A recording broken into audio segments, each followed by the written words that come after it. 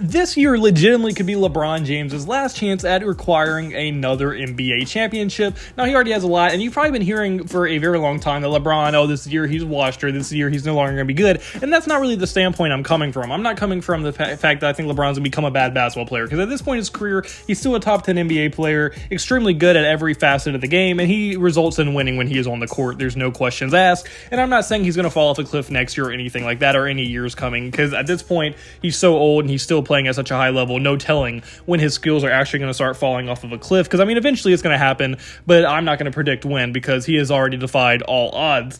But it's more coming from the standpoint of how I think people around him are treating him, and how I think maybe his future plans project. And I just don't think the future of his NBA career is going to be one that resembles winning. If he says if what he says is true about him wanting to play with his sons and things like that, I don't think it's going to result in winning, and I have a few different reasons why. The first reason is going to be a reason that's pretty much completely out of his control, and that's basically how people are starting to use him. This is really the first year in his career where you're seeing him get a minutes restriction. Like, he plays in spurts and gets pulled out, plays in spurts and gets pulled out. And the reason that's such a big deal is because of two reasons. One, from an individual standpoint, I think it's going to make it very hard to get in a rhythm no matter who you are. Now, yes, LeBron is basically going to be good no matter when he's on the court, what minutes he's getting, but it's going to be very hard for him to get in that flow state and rhythm when you have to worry about getting pulled out in a few minutes, or if you're already in a rhythm and then you get pulled out in the middle of it, that can really frustrate you. And we saw that after the first game that they lost this year. LeBron actually said, although he doesn't agree with it, he's going to do his best to follow the game plan if that's what's in place. And even Darvin Ham said he is on a minute restriction, or not even a restriction, but like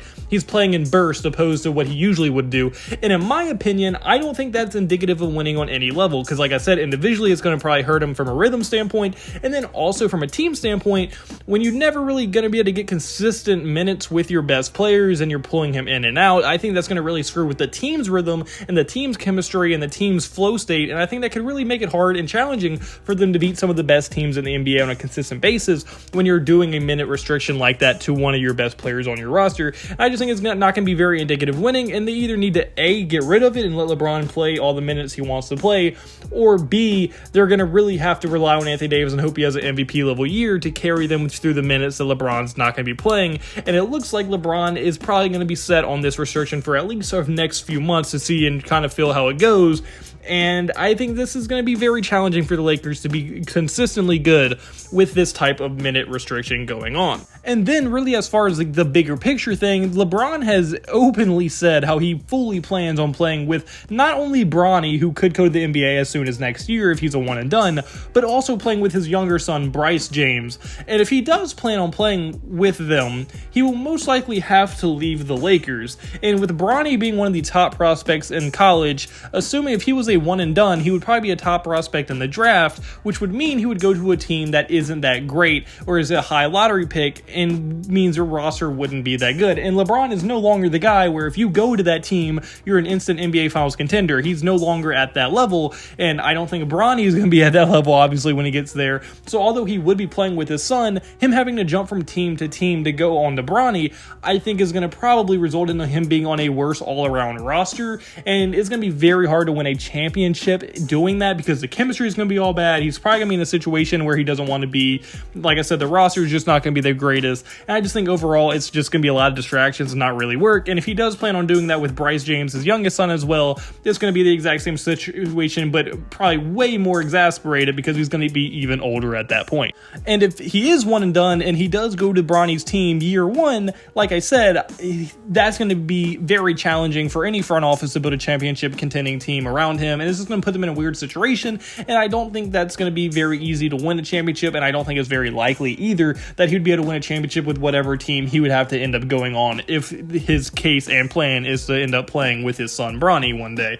And then also, it's not like he's slipping in any significant way, but there are still parts of his game that aren't at the same spot it used to be.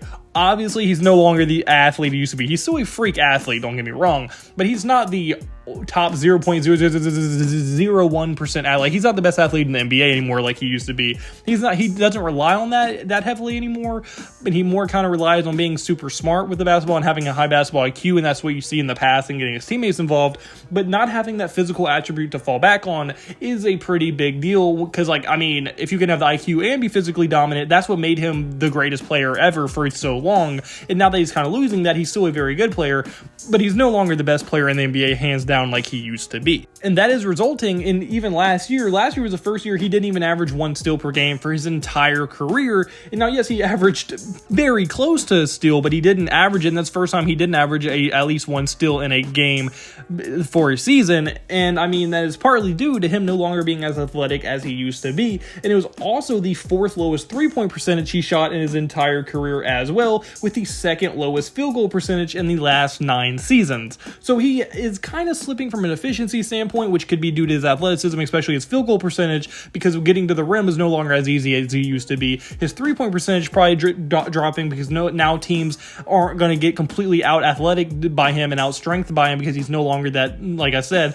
elite of the elite athletes in the NBA, and you can kind of worry about his 3-point shot a lot more now. And his efficiencies are starting to slip just a little bit. His defense is also starting to slip just a little bit, and little by little, these baby steps are going to add up over time, and these might be the very, very beginning of the end. Now, like I said, this isn't going to do anything significant right now in the short term, or even this year, maybe even next year, but maybe 3 years from now, these baby steps are going to start adding up, and you're going to be able to see significant differences of him no longer being the same player he used to be. And then the last thing I really want to get into is going to be the odds just are not in this man's favor. As I mean, if you look at all the players that were great that played at super late ages, out of all the players that played up until they were 40 years old, some of the names consist of like Dirk Nowitzki, Tim Duncan, Kevin Garnett, and Ray Allen, and among other tons and tons of great other names. And literally none of them were even close to being the same level player they once were. And they were all actually very bad by this time. Even at the age LeBron currently is at 38 years old, all of them were still playing, and none of them were averaging 20 points per game. In fact, the only other player to average over 20 points per game at this age was Michael Jordan. And even Michael Jordan was a shell of himself by 40 years old. And like LeBron's, like I said, he's 38, but if these baby steps keep adding up, by the time he's 40, there's a real chance he might be a significantly worse player than we've ever seen him be before.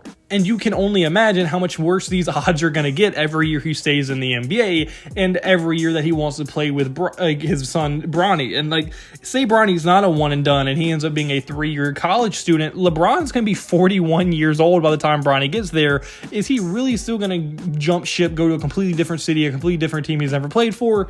Who knows, but that's what his plan is. And if he plans on playing with Bryce, he's going to be like 45, 46 whenever Bryce is due.